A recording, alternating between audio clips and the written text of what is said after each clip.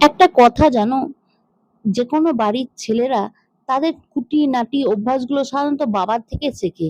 তার বাবা কি করছে না করছে সেটা দেখে। আর মেয়েরা কিন্তু মাকে দেখে শেখে। সেই জন্য মেয়েদেরকে না রান্না, বাড়ি, ঘর, সংসার সামলানো এসব শেখাতে হয় না। কিন্তু ছেলেদেরকে দেখেছি সবকিছুই শেখাতে হয়। প্রথমে মা শেখায়, তারপর বউ শেখায়। তা যাই হোক, আজকে চাটা করে এনেছিল আমার বড় ছেলে।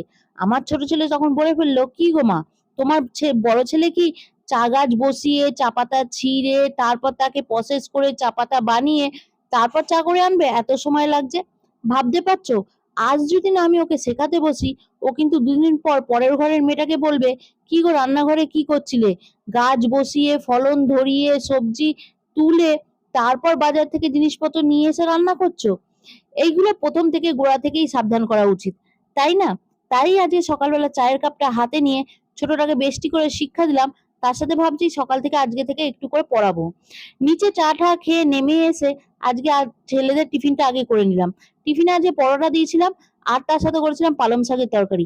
এই শীতকালে পালং শাকের তরকারিটা সব বেশ ভালো লাগে। আর এই আমার আগের দিনের ভিডিও যারা দেখেছো তারা ঠিক বুঝতে পারবে যে এরা সবাই নেমন্তন্ন বাড়ি গিয়েছিল বলে আমি পালং শাকের তরকারিটা একটু বেশি করে রেখেছিলাম যেন আজকে হয়ে যায়। ওই জন্য কন্টেনারে করে রাখা ছিল, আজকে শুধু গরম করে নিচ্ছি। এই যে কফি আলুর তরকারিটা, এটা কিন্তু আমি করিনি, আমার বর করেছে। কারণ আমি যখন রান্নাঘরে রান্না করতে যাই খুব দেরি করি, খুব সময় লাগাই। সেই জন্য আমি ঠিক করেছি আমি আজ সকালবেলা ওই ঘুমের চোখ ডলতে ডলতে ছটা সাড়ে ছটার মধ্যে রান্নাঘরে গিয়ে তিন চার রকম পদ করে মানুষকে আর খাইয়ে উঠতে পারবো না। নিজে যতটা রেস্ট নিয়ে তারপর উঠবো, তখনই উঠবো। সেই জন্য সে তার মতন কি করবে, না শেখার কোনো বয়স হয় না তো। সেই জন্যই যে কোনো মুহূর্তেই শিখতে পারে। সেটা মা শেখায়নি তো কি হয়েছে, বউ তো শেখাচ্ছে। তা যাই হোক, এই দেখো বলেছিলাম না অভ্যাসগুলো কিছুটা বাপবার থেকেই শেখে।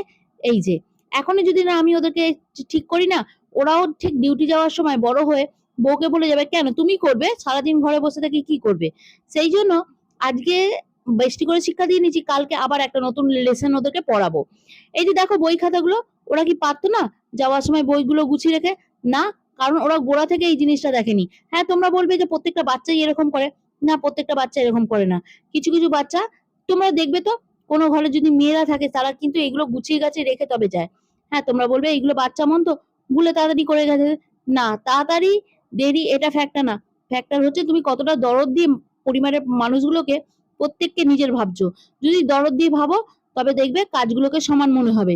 তুমি কি বাইরে করছো কি ঘরে করছো। তা যাই হোক, এগুলো গুছিয়ে গাছিয়ে দিলাম, নেক্সট দিন কিন্তু এগুলো ফেলে রেখে দেবো।